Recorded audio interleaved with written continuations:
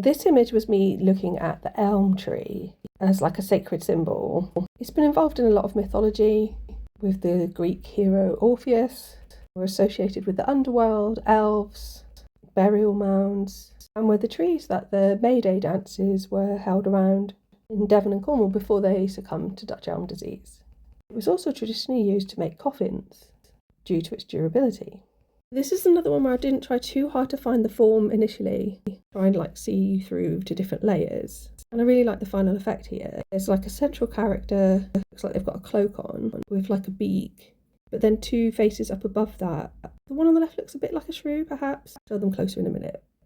On the right hand side, there's this contrast with blue, whether that's like a nearby river. What's there is kind of like this Celtic with lots of curves, sort of half swirls, and it looks a bit like a face and side profile. So there's a close-up on that figure that looks like they're wearing a cloak, got a bird-like face, but funny enough with sunglasses on. Actually a couple of ghost-like birds within their body as well. And then off to the left there's a couple of characters I'll show in a minute, and there's a cross there. So there's those two faces. So up above that falcon-like bird, there's actually like two upward arrows, carets in their head, pointed towards this female figure we can see from the back, and she's looking to the right side. Next to her is that shrew-like figure that I mentioned. It's also making me think of Robin Hood with that hat he's got on with like little feathers in.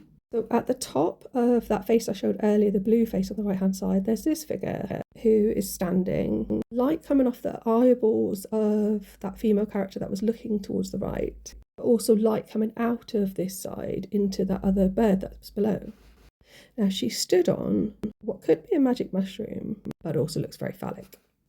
So bottom left, there's two figures. There's one sort of bird that's sort of looking away from the image. There's this seated creature, got a face pointing forwards that's quite light and a dark face pointing backward. The cross is sort of by their feet. And within the abdomen of that character that we saw that's got a bird head, it's like a Yoda-like character looking at them.